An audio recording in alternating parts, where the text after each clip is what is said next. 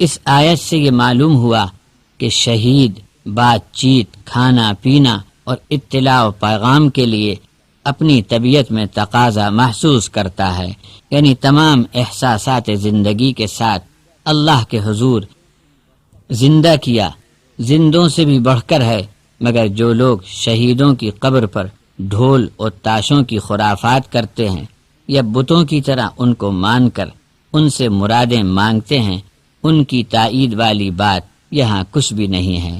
یہ معاملہ تو سراسر آسمانی اور جنتی ہے اور آخرت سے تعلق رکھنے والا ہے، جس کا اس زمین کی زندگی سے کوئی جوڑ نہیں ہے۔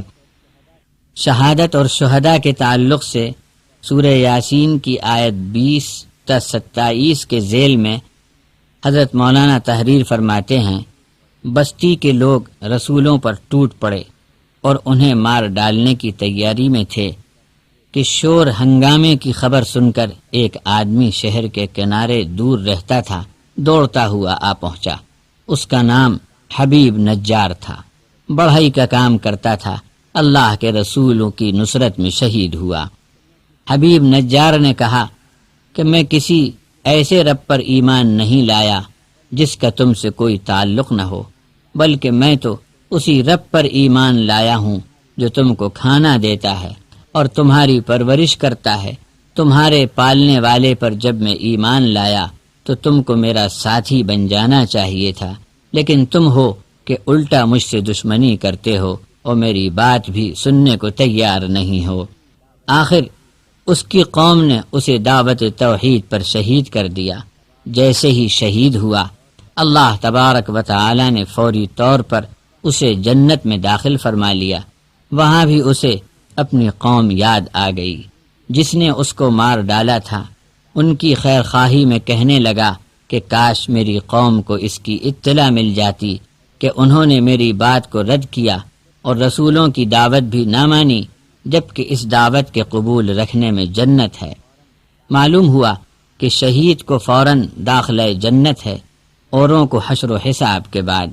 انہوں نے مجھے بے قیمت سمجھ کر قتل کر ڈالا اور میرے رب نے مجھے شہید کا مرتبہ دے کر بے حساب فوراً جنت میں داخل فرما کر مجھ پر ایسا کرم فرمایا کہ اگر ان کو میرے رتبے اور کامیابی کی اطلاع ملے تو یہ لوگ بھی ایمان قبول کر لیں۔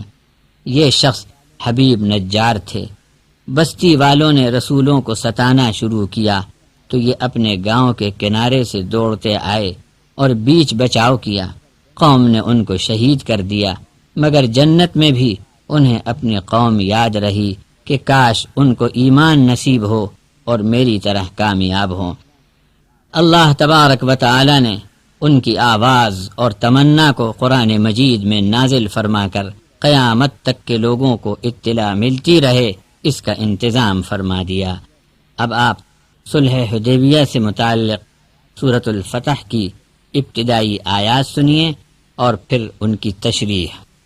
إنا فتحنا لك فتحا مبينا ليغفر لك الله ما تقدم من ذنبك وما تأخر ويتم نعمته عليك ويهديك صراطا مستقيما وينصرك الله نصرا عزيزا هو الذي أنزل السكينة في قلوب المؤمنين ليزدادوا إيمانا مع إيمانهم وجنود السماوات والأرض وكان الله عليما حكيما ليدخل المؤمنين والمؤمنات جنات تجري من تحتها الأنهار خالدين فيها ويكفر عنهم سيئاتهم وكان ذلك عند الله فوزا عظيما ويعذب المنافقين والمنافقات والمشركين والمشركات الظانين بالله ظن السوء عليهم دائرة السوء وغضب الله عليهم ولعنهم وأعد لهم جهنم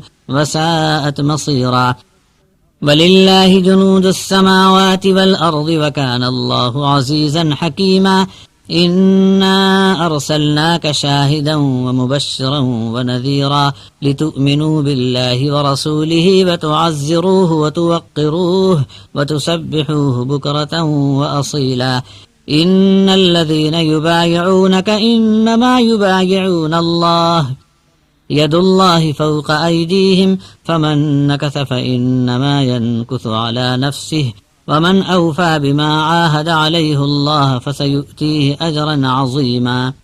یہ پوری صورت تقریباً صلح حدیبیہ پر مشتمل ہے. پہلے رکوع کی آپ نے تلاوت سنی، اب اس کی تشریح سماعت فرمائیے حضرت مولانا عبدالکریم پارک صاحب سے. سورۃ الفتح حدیبیہ کے صلح کے واقعے پر اتری اور اللہ تبارک و تعالی نے اس صلح کو فتح فرمایا. ہجرت کے 6 برس حضور اکرم صلی اللہ علیہ وسلم نے خواب دیکھا کہ مکہ مکرمہ زیارت کعبہ کے لیے تشریف لے گئے ہیں.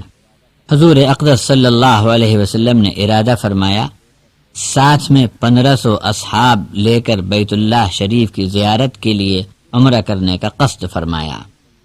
ذوالحلیفہ سے جو مدینہ طیبہ کے قریب ایک مقام ہے، احرام باندھ کر حضور انور صلی اللہ علیہ وسلم اپنے اصحاب رضی اللہ عنہم سمیت عمرے کے لیے ذی قعدہ سن 6 ہجری میں روانہ ہوئے. مکے والوں کو پتہ چلا تو راستہ روکا اور مکے میں داخل ہونے نہ دیا. حضور اکرم صلی اللہ علیہ وسلم نے مکے سے کچھ دور ہی حدیبیہ نام کے میدان میں پڑاؤ کیا اور دونوں طرف صلح کی بات چیت شروع ہوئی.